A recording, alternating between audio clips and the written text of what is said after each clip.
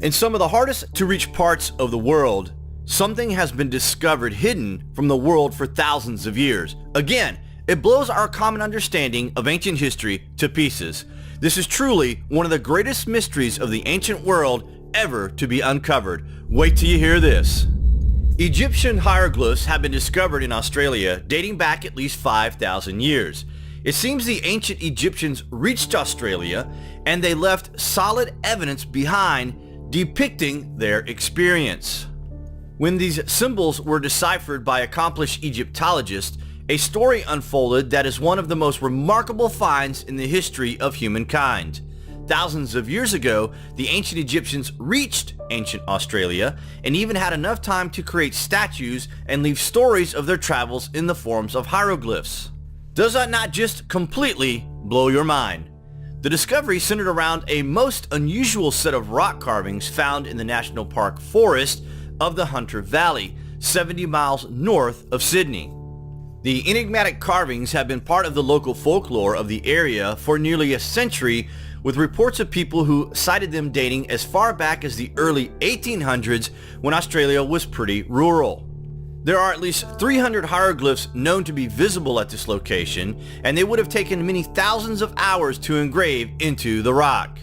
Protected by the remaining section of stone roof, it is a remarkable life-size carving of the ancient Egyptian god Anubis. These hieroglyphs are extremely ancient and in the archaic style of the early dynasties. This style is very little known and untranslatable by most Egyptologists, who are all trained to read Middle Egyptian upward. The classic Egyptian dictionaries only handle Middle Egyptian, and there are a few people in the world who can read and translate the early formative style. Because the old style contains early forms of glyphs that correlate with archaic Phoenician and Sumerian sources, one can see how the researchers who saw them could so easily have thought them to be bizarre and ill-conceived forgeries. The aging Egyptologist Ray Johnson, who had translated extremely ancient text for the Museum of Antiquities in Cairo, eventually was successful in documenting and translating the two facing walls of Egyptian characters which stemmed from the Third Dynasty. The rock walls chronicle a tragic saga of ancient explorers shipwrecked in a strange and hostile land and the untimely death of their royal leader.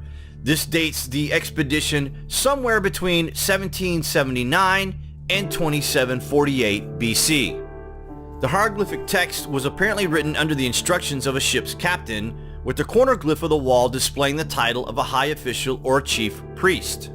The scribe is speaking for His Highness the Prince from this wretched place where we were carried by ship. The hieroglyphs sketch his journey and his tragic demise. This discovery gives us significant evidence that the ancients were well aware of the Great South Land. There were both Sumerian and Mayan traditions of a lost motherland in the Pacific.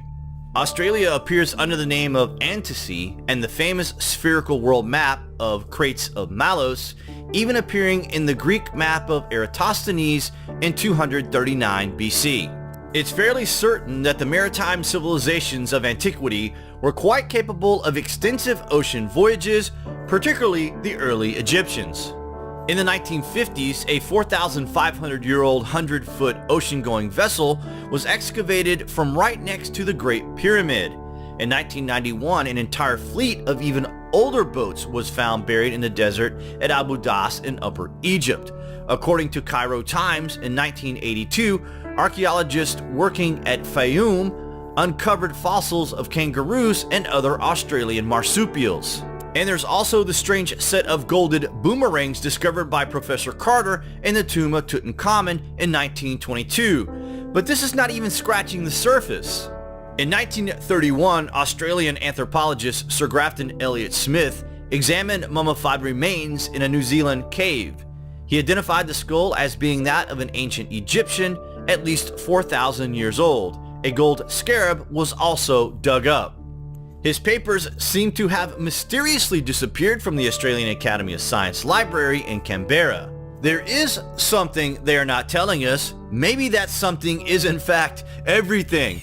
What do you guys think of the ancient Egyptians reaching and inhabiting the ancient Australian continent? many thousands of years ago. We hope that your thoughts have been provoked. Thank you for watching, and remember, the ways by which we arrive at knowledge are hardly less wonderful than the discovery of these things themselves. Well, I find this absolutely amazing. And what's impressive is not only that it's been translated by Yusuf Awiyan and Mohammed Ibrahim, who are, again, Egyptian experts in hieroglyphics, but also that the weathering and also the presence of lichen and moss is the same on the surface as it is in the indentations. And so to me, not being a geologist, but that would indicate significant age of both. So the idea that the lichen buildup and the fact that the surface is the same shade as the indentation means that this is of a significant age, much, I would guess, much older than 100 years or something, made by somebody in the 1930s. In other parts of the world where we have ancient work on walls, etc., exposed surfaces of stone, whose age we do know as being thousands of years old.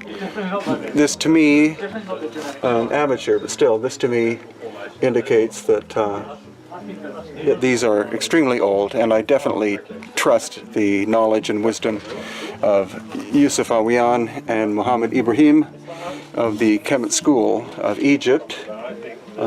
I trust that they know what they're doing in terms of translation, not depending simply on the Rosetta Stone, but on decades of understanding of the fact that the hieroglyphics of Egypt evolved over time. They changed from the Old Kingdom, Middle Kingdom, into the New Kingdom.